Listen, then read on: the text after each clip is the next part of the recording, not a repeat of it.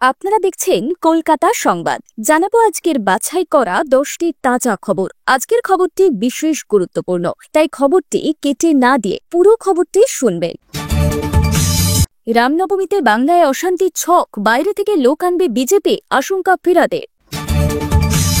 100 বার বিভাজন করব, 70% হিন্দু এখানে আছে, বিতর্কিত মন্তব্য দিলীপ ঘোষের। বিদেশ সফর শেষে লন্ডন থেকে রওনা দিলেন মুখ্যমন্ত্রী, আজই ফিরছেন কলকাতায়। কাজলের তরমুজ কটাক্ষ, নিশানায় কেষ্ট, রাজনৈতিক মহলে জল্পনা তুঙ্গে। মায়ানমারে ভয়াবহ ভূমিকম্পে মৃত্যু 694, আজ ফের কাঁপল দেশ। তৃণমূলের কাউন্সিলরে ভুতুরে ভোটার, চাকদার বাসিন্দা হলেও নাম রয়েছে রানাঘাটের তালিকাতেও। কাঁথি সমবায় নির্বাচনে তৃণমূল বিজেপি সংঘর্ষে উত্তেজনা, ভোটারদের স্লিপ কেড়ে নেওয়ার অভিযোগ। কলকাতায় আবার বেআইনি আগ্নেয়াস্ত্র উদ্ধার, এসটিএফের জালে গ্রেফতার মালদার 2 যুবক। মুসলিমদের ক্রিমিনাল বানিয়েছে টিএমসি, এবার তাদেরই রক্ষা করতে হবে, বিতর্কিত মন্তব্য দিলীপ ঘোষের। উত্তপ্ত হবে কলকাতা, দক্ষিণবঙ্গের 7 জেলায় তাপপ্রবাহের সতর্কতা।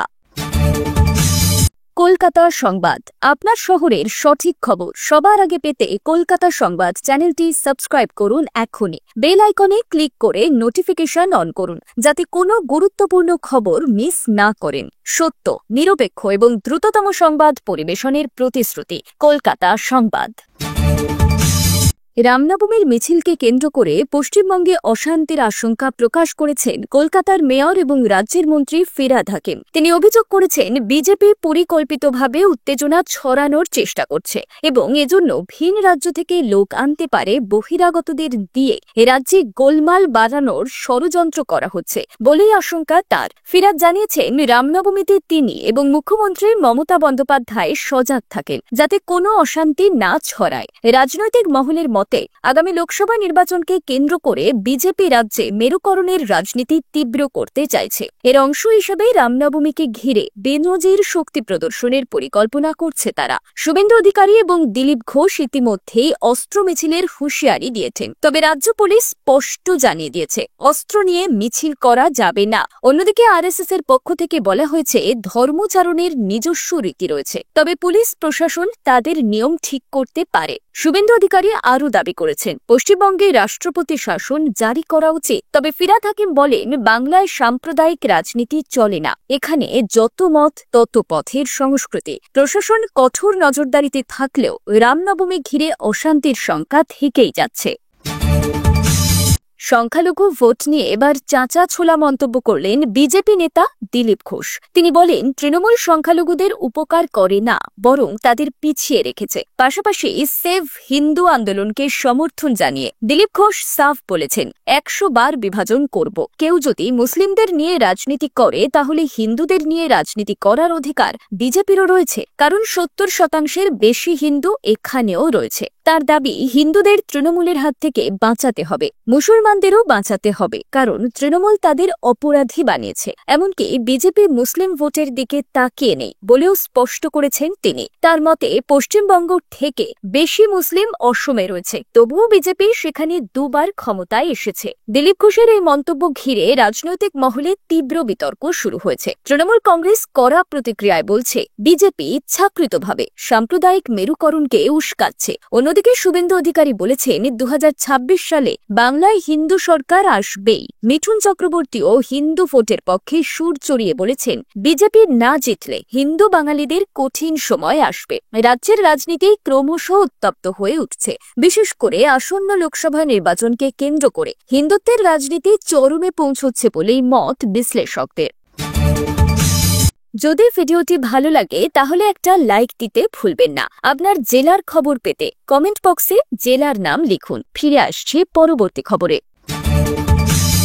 বিদেশ সফর শেষে শুক্রবার রাতে লন্ডন থেকে রওনা দিয়েছেন মুখ্যমন্ত্রী মমতা বন্দ্যোপাধ্যায়। হিথ্রো বিমানবন্দর থেকে দুবাই হয়ে আজ দুপুরে কলকাতাগামী বিমানে ওঠার কথা রয়েছে তাঁর। সন্ধ্যায় কলকাতা বিমানবন্দরে পৌঁছবেন তিনি। লন্ডন ছাড়ার আগে এক স্যান্ডেলে মমতা বন্দ্যোপাধ্যায় লেখেন, বিশ্বের আঙিনায় প্রগতির ধ্বনি, নবজাগরণের সুরে বাজে আগমনী, উন্নয়নের আলো মেঘে ঢাকবে না, মাতঙ্গিনীর বাংলা কভু হারবে না। সফরে তিনি অক্সফোর্ড বিশ্ববিদ্যালয়ের অধীন কেলগ বেশিরভাগ কলেজে সামাজিক উন্নয়ন, বালিকা, শিশু এবং নারী ক্ষমতায়ন বিষয়ে ভাষণ দেন। রাজ্যে চালু হওয়া বিভিন্ন সামাজিক প্রকল্পের কথাও তুলে ধরে। তবে বক্তৃতার সময় কিছু দর্শক প্রতিবাদী পোস্টার দেখান এবং আর্যিকর কাণ্ড নিয়ে প্রশ্ন তোলেন। মমতা শান্তভাবে পরিস্থিতি সামাল দেন। পরে কলেজ কর্তৃপক্ষ প্রতিবাদীদের বের করে দিলে পরিবেশ স্বাভাবিক হয়। এই সফর ঘিরে রাজনৈতিক মহলে আলোচনা চলছে। বিরোধীরা একে রাজনৈতিক প্রচার বললেও তৃণমূল কংগ্রেস দাবি করেছে মমতার এই সফর রাজ্যের উন্নয়নের জন্য অত্যন্ত গুরুত্বপূর্ণ। দেশে ফেরার পর তিনি কি বলেন তা নিয়ে কৌতূহল রয়েছে। বীরভূমে তৃণমূলের অন্দরে টানাপোড়েন আরও তীব্র হল। ফের অনুব্রত অনুগামীদের নিশানা করলেন কাজল শেখ। এবার তরমুজ বলে খোঁচা দিয়ে জানিয়ে দিলেন উপরে সবুজ আর ভিতরে লাল হলে চলবে না। শনিবার নানুর ব্লকের পাপুরি গ্রামে শহীদ সভায় কাজল বলেন, নির্বাচনের সময় যারা পাঁচিলে বসে দেখছিল তৃণমূল টিকে থাকবে কিনা, এবার তাদের আর নামতে দেব না। 26-এর ভোটের পর ওদের পাঁচিলেই রাখব। তার বক্তব্য, দলের সঙ্গে থেকে যারা সুযোগ বুঝে অন্যদিকে ঝুঁকতে চেয়েছিল তারা আসলে ভেতরে ভেতরে অন্য মতাদর্শ পোষণ করছে। সাংবাদিকদের মুখোমুখি হয়েও কাজল নাম না করে অনুব্রত শিবিরকে কটাক্ষ করে। তিনি জানান, কোর কমিটির বৈঠকের জন্য সবাইকে আমন্ত্রণ জানানো হয়েছিল, কিন্তু কেউ কেউ আসেননি। কাজলের মন্তব্য, তারা শহীদদের ভুলে গিয়েছেন কিনা জানি না, তবে এটা আমাদের কাছে কোনো ফ্যাক্টর নয়। বীরভূমে কাজল বনাম অনুব্রতর অনুগামীদের এই দ্বন্দ্ব যে আসন্ন নির্বাচনকে কেন্দ্র করে আরও বাড়বে তা বলাই বাহুল্য। গতকাল 7.7 এবং 6.4 মাত্রার ভূমিকম্পের পর আজ সকালেও 8.2 মাত্রার কম্পনে ফের কেঁপে উঠল মায়ানমার। 24 ঘণ্টায় মোট 6 বার কম্পন অনুভূত হয়েছে, যার প্রভাব আফগানিস্তান পর্যন্ত ছড়িয়েছে। মায়ানমার সেনার তথ্য মতে মৃতের সংখ্যা বেড়ে 694-এ পৌঁছেছে। তবে মার্কিন বিশেষজ্ঞদের আশঙ্কা, মৃতের সংখ্যা 10,000 ছাড়িয়ে যেতে পারে। সবচেয়ে বেশি ক্ষতি হয়েছে মায়ানমার এবং থাইল্যান্ডে। বহু রাস্তা, ভবন, সেতু এবং ঐতিহাসিক বৌদ্ধ প্যাগোডা ধসে পড়েছে। রাজধানী এবং আশেপাশের শহরগুলোর পরিস্থিতি ভয়াবহ। থাইল্যান্ডে ভূমিকম্পের প্রভাবে একটি নবনির্মিত বহুতল ভবন ধসে পড়ে, এতে 10 জনের মৃত্যু হয়েছে। মায়ানমারের ধ্বংসস্তূপের নিচে এখনো অনেক মানুষ আটকে পড়ে আছে বলে আশঙ্কা করা হচ্ছে। তবে সেনা সরকারের কড়া নিয়ন্ত্রণের কারণে সঠিক তথ্য জানা কঠিন। ভারত 15 টন ত্রাণ সামগ্রী পাঠিয়েছে, যার মধ্যে রয়েছে তাঁবু, খাবার, ওষুধ এবং কম্বল। মায়ানমার সেনাবাহিনী আহতদের জন্য রক্ত সংগ্রহের আহ্বান জানিয়েছে। উদ্ধার কাজ চলছে। ধ্বংসস্তূপের নিচে আরও মৃতদেহ পাওয়ার সম্ভাবনা রয়েছে। 2026 সালের বিধানসভা নির্বাচনের আগে রাজ্যের ভোটার তালিকা থেকে ভুতুড়ে ভোটার বাদ দিতে সচেষ্ট তৃণমূল কংগ্রেস। এই পরিস্থিতিতে দলের অস্বস্তি বাড়ালেন নদিয়ার চাকদার তৃণমূল কাউন্সিলর সত্যজিৎ বিশ্বাস ওরফে সাধন। অভিযোগ, চাকদার বাসিন্দা হয়েও তার নাম চাকদা এবং রানাঘাট দুই জায়গায় ভোটার তালিকায় রয়েছে। একই অভিযোগ তার স্ত্রী শম্পা বিশ্বাসের বিরুদ্ধেও। বিজেপির দাবি এটি ব্যতিক্রমী ঘটনা নয়। নদিয়ায় বহু মানুষ একাধিক জায়গায় ভোটার তালিকায় রয়েছেন এবং তারাই ভুতুড়ে ভোটার, যারা তৃণমূলকে ভোটে জিতিয়ে আসছেন। যদিও তৃণমূল নেতৃত্বের দাবি সত্যজিৎ এবং তার পরিবার আগে রানাঘাটে থাকতেন, পরে চাকদায় চলে আসেন। নির্বাচন কমিশনকে ঠিকানা বদলের তথ্য জানানো হলেও রানাঘাটের তালিকা থেকে নাম কাটেনি। বিরোধীরা প্রশ্ন তুলছে, তৃণমূল যখন ভুতুড়ে ভোটার ইস্যুতে বিজেপিকে আক্রমণ করছে, তখন তাদের এক জনপ্রতিনিধির বিরুদ্ধে এই অভিযোগ কেন উঠছে? এখন দেখার নির্বাচন কমিশন এই তালিকা সংশোধন করে কিনা। আশঙ্কা সত্যি করে পূর্ব মেদিনীপুরের কাঁথি কৃষি এবং সমবায় ব্যাংকের নির্বাচনে অশান্তি এড়ানো গেল না। মূলত তৃণমূল এবং বিজেপির সংঘাত হলেও এর জেরে সাধারণ ভোটারদের দুর্ভোগ পোহাতে হল।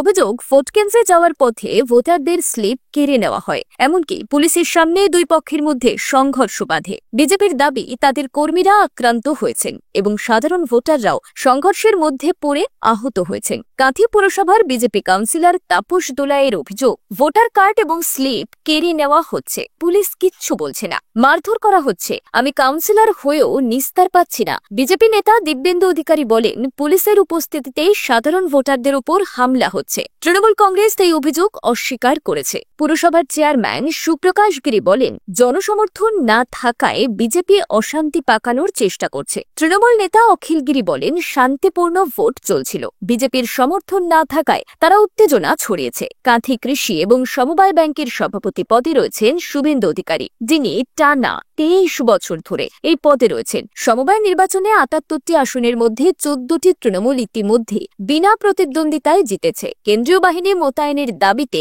হাইকোর্টে মামলা হলেও তা খারিজ হয়ে যায়। ভোট গ্রহণের আগেই সংঘর্ষে উত্তপ্ত হয়ে ওঠে পরিস্থিতি। কলকাতার প্রগতি ময়দান এলাকায় ফের বেআইনি আগ্নেয়াস্ত্র উদ্ধার করল পুলিশ। স্পেশাল টাস্ক ফোর্স অর্থাৎ এসটিএফ এবং স্থানীয় থানার যৌথ অভিযানে ধরা পড়ে দুই যুবক। ধৃতরা মোবারক হোসেন এবং আব্রাহিম শেখ, মালদার কালিয়াচক থানার বাসিন্দা। তাদের কাছ থেকে উদ্ধার হয়েছে দুটি 7mm বন্দুক, দুটি ভর্তি এবং একটি খালি কার্তুজ। পুলিশের সন্দেহ, তাদের দাবি রামনবমীকে কেন্দ্র করে গোলযোগ পাকানোর উদ্দেশ্যে এই অস্ত্র মজুত করা হয়েছিল। এর পেছনে কোনো বড় চক্র কাজ করছে কিনা তা খতিয়ে দেখা হচ্ছে। ধৃতদের জেরা করে জানা যাচ্ছে আরও অস্ত্র তাদের হাতে আসার কথা ছিল এবং সেগুলি অন্যত্র পাচারের ছক ছিল। এর আগে রামনবমীর দিনে অস্ত্র নিয়ে মিছিলের ঘটনা সামনে এসেছিল। এবারও কি সেই পরিকল্পনাই ছিল? কলকাতার আইনশৃঙ্খলা পরিস্থিতি নষ্ট করাই কি উদ্দেশ্য? পুলিশের তদন্ত চলছে। ধৃতদের সঙ্গে কোনো বড় অপরাধ চক্র বা গ্যাং জড়িত কিনা, মালদায় তাদের অতীত অপরাধমূলক সংযোগ আছে কিনা সেটাও খতিয়ে দেখা হচ্ছে। অস্ত্র আইনে মামলা দায়ের করে জিজ্ঞাসাবাদ শুরু করেছে পুলিশ।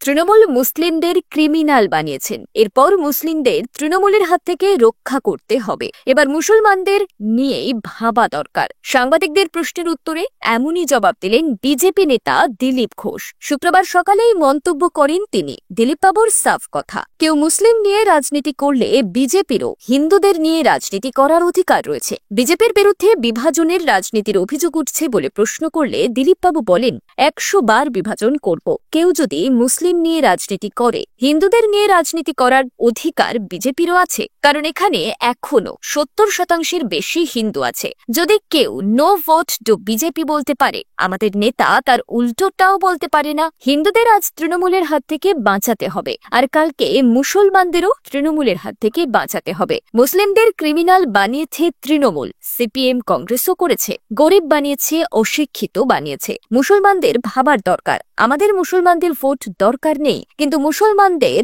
জন্য ভাবার দিন এসেছে। কিন্তু 30% মুসলিমের রাজ্য পশ্চিমবঙ্গে কি মুসলিমদের ভোট ছাড়া ক্ষমতায় আসা সম্ভব? জবাবে দিলীপবাবু বলেন, মুসলমানদের ভোট ছাড়াই আমরা 3 বার ক্ষমতায় এলাম। পশ্চিমবঙ্গের থেকেও বেশি মুসলমান অসমে আছে, সেখানে 2 বার ক্ষমতায় এসেছে। পশ্চিমবঙ্গেও ক্ষমতায় আসবো, দাঁড়িয়ে দেখতে হবে সবাইকে। দক্ষিণবঙ্গে তাপপ্রবাহের চোখ রাঙানি। 7টি জেলায় বইতে পারে লু। ইতিমধ্যেই কলকাতার তাপমাত্রা 35-এর গণ্ডি ছাড়িয়ে গিয়েছে। আগামী কয়েকদিনে তাপে পূর্বে কলকাতা, গাঙ্গেয় বঙ্গেও চড়বে পারদ। সব মিলিয়ে গোটা দক্ষিণবঙ্গে চালিয়ে ব্যাট করবে গরম, এমনটাই পূর্বাভাস আলিপুর আবহাওয়া দফতরের। আগামী 4-5 দিন এমনই আবহাওয়া থাকবে বলেই পূর্বাভাস। হাওয়া অফিস সূত্রে জানা গিয়েছে, শনিবার দক্ষিণ 24 পরগনা, পশ্চিম মেদিনীপুর, ঝাড়গ্রাম, বাঁকুড়া, পুরুলিয়া, বীরভূম, পশ্চিম বর্ধমান, দক্ষিণবঙ্গের এই 7 জেলায় আগামী 24 ঘন্টায় তাপপ্রবাহের পরিস্থিতি তৈরি হবে। পশ্চিমের জেলাগুলিতে তাপমাত্রা 40 ডিগ্রি সেলসিয়াসের উপর চলে যেতে পারে, অনুভূত হবে তার থেকেও বেশি। বাদ পড়বে না গাঙ্গেয় বঙ্গ। পশ্চিমের জেলাগুলির মধ্যে তাপমাত্রা না থাকলেও তার আশেপাশেই থাকবে দিনের তাপমাত্রা। কলকাতার সর্বোচ্চ এবং সর্বনিম্ন 2 তাপমাত্রাই স্বাভাবিকের চেয়ে বেশি। বেলা বাড়লে ধীরে ধীরে উষ্ণতা আরও বাড়বে। দিনভর গরমের অস্বস্তি থাকবে। বৃষ্টির সম্ভাবনা নেই। আগামী কয়েকদিন স্বাভাবিকের চেয়ে 2 থেকে 4 ডিগ্রি সেলসিয়াস তাপমাত্রা বেশি থাকবে বলে অনুমান আবহবিদদের। সপ্তাহান্তে কলকাতার তাপমাত্রা ছুঁয়েছে 37 ডিগ্রি সেলসিয়াস। আজ সর্বনিম্ন তাপমাত্রা 26.4 ডিগ্রি। কলকাতায় দিনের সর্বোচ্চ তাপমাত্রা ছিল 37.6 ডিগ্রি। দক্ষিণবঙ্গে পারদ চড়লেও শনিবার উত্তরবঙ্গে হালকা মাঝারি বৃষ্টিপাতের সম্ভাবনা রয়েছে। দার্জিলিং, কালিম্পং, আলিপুরদুয়ার এবং জলপাইগুড়িতে মেঘলা আকাশ, বজ্রবিদ্যুৎ সহ হালকা মাঝারি বৃষ্টির পূর্বাভাস। দার্জিলিং, কালিম্পংয়ে বজ্রবিদ্যুৎ সহ বৃষ্টির সতর্কতা। আলিপুরদুয়ার এবং জলপাইগুড়িতে বিক্ষিপ্তভাবে হালকা মাঝারি বৃষ্টি। কোচবিহারের 2-1 জায়গায় বিক্ষিপ্তভাবে বৃষ্টি হতে পারে। পূর্বাভাস, রবি এবং সোমবারেও দার্জিলিংয়ের পার্বত্য এলাকায় হালকা বৃষ্টি হতে পারে। ধন্যবাদ। আজকের মতন সংবাদ এখানেই শেষ। পরবর্তী আপডেটের জন্য আমাদের সঙ্গে থাকুন। ভালো থাকুন, সুস্থ থাকুন।